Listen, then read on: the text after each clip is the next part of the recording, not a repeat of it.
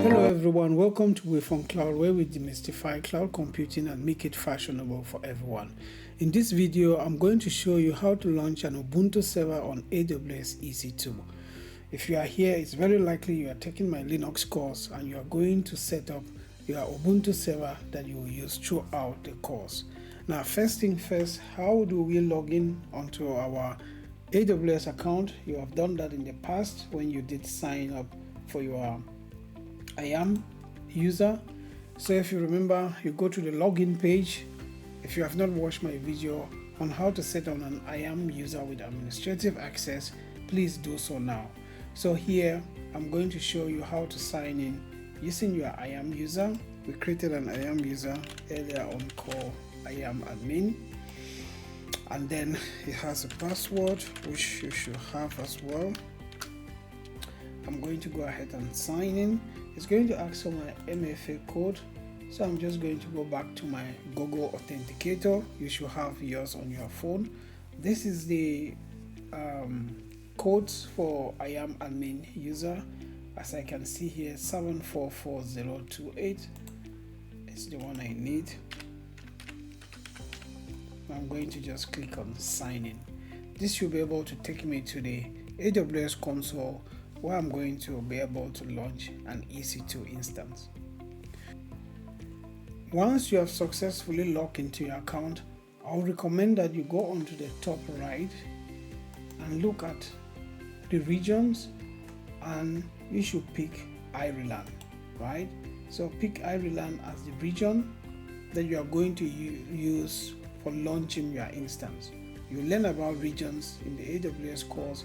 So what you have to make sure is that you have Ireland as the region that you have selected for your course. If you're in the US, you can definitely pick a region that's closer to you. If you are in Europe, you should also pick a region that's closer to you. But most of you, if you're in Africa, you can pick Ireland or Frankfurt. That's the recommendation I'll make. Now, once you have picked the region, come right here on the search bar and type EC2. You have EC2 virtual servers. Click on that and wait for the EC2 page to load. And once that has completed, you'll be able to see where you can launch an instance. Here you have launch a virtual server. Click on launch an instance. And because this is the very first time in your account to launch an instance, you have a screen here that gives you the option to follow a walkthrough. Since I'm going to be leading you, do not bother, just click on launch without walkthrough. And then you have the different fields that you will complete. So launch an instance here, start with name and tags. I recommend that you should use a name, something like Linux Fundamentals, right? After you have given a name to your instance, Linux Fundamentals, the next step is application and OS images. The default is Amazon Linux. We're going to be using Ubuntu, so I'm going to select Ubuntu.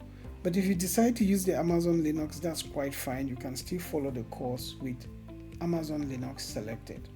So after selecting Ubuntu, there's Amazon Machine Image AMI, free tier. Just make sure that you stay with that same image. There's instance type T3 micro. I'm not going to make any changes. I'll allow the free tier eligible.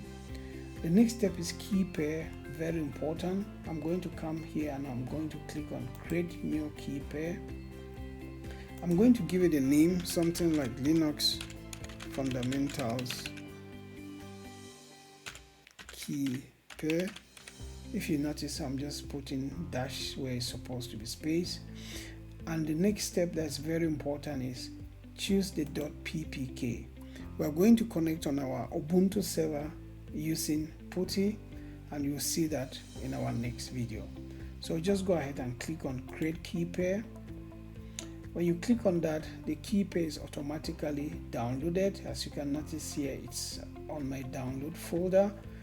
In some cases, depending on the settings on how download behaves on your computer, the screen may come up, the download window may come up giving you the possibility to select where you want to store the key. So whatever method you are using, just make sure that you know where your key is stored, right? Now on network settings, click on edit, allow everything here as default, come to security group, you notice SSH anywhere, leave it as it is. Go ahead and click this, that option, the warning that came up. Click on add security group, and on type I want you to select HTTP, right, from the drop down menu, and from source type I want you to select anywhere. Click on add security group again, and this time around we are going to click HTTPS, and from type, source type, choose anywhere, and the last one is Aurora, somewhere here, right, and source type I want you to pick anywhere. Now the HTTP and HTTPS will be handy when we will be doing the chapter 9, and I don't want you to come back to set the security group, so this will be good for the course. So once you have ensured that you have followed this carefully, ensure that SSH is anywhere. This means you'll be able to log in from anywhere that you are located when you want to access your server. The HTTP security group here has anywhere, HTTPS have anywhere. Once all of this is set, go ahead and launch your instance, right? And then I'll wait for a minute or two. The instance should be up. Okay, right, I see there's a success message here, successfully initiated launch of instance. How do I see that? Come to the instances link here, and you'll be able to see the different instances that have been launched. I see my instance here is in the running state, but the status is check is initializing. I'm going to refresh here, and you see it's still initializing, so I'm going to wait for that to complete initialize. So I'm going to pause the video, and if you are watching, just remember that if you want to see when it has finally initialized, just clicking on refresh here. So I'm pausing the video, and I'll come back once the instance have finally initialized. Thank you. The status check has completed. I can see now that I have 3 on 3 checks passed. Okay, so it took me about 3 to 4 minutes. Just make sure that while you are waiting, you can just keep refreshing, and you'll be able to see when the status check has finished. So I've successfully launched an instance. The key thing we'll need to do now is connect to it using our PuTTY software. So before you go, there is some information you need to collect that you need when you are launching your instance. So if I click on the instance here to select, and I come on the networking portion, I'm going to see the public IPv4 address. So click on this public IPv4 address and save it, say, on a notepad. You are going to use that when you want to connect to the instance from PuTTY, right? So before you sign out from your AWS account, what I want you to have is this public IP address. Make sure that you don't copy the private IP, as that will not be necessary, right? Another thing that I want you to copy as well is the public DNS name. It's very likely that we may use that. Just copy this and save somewhere on a notepad.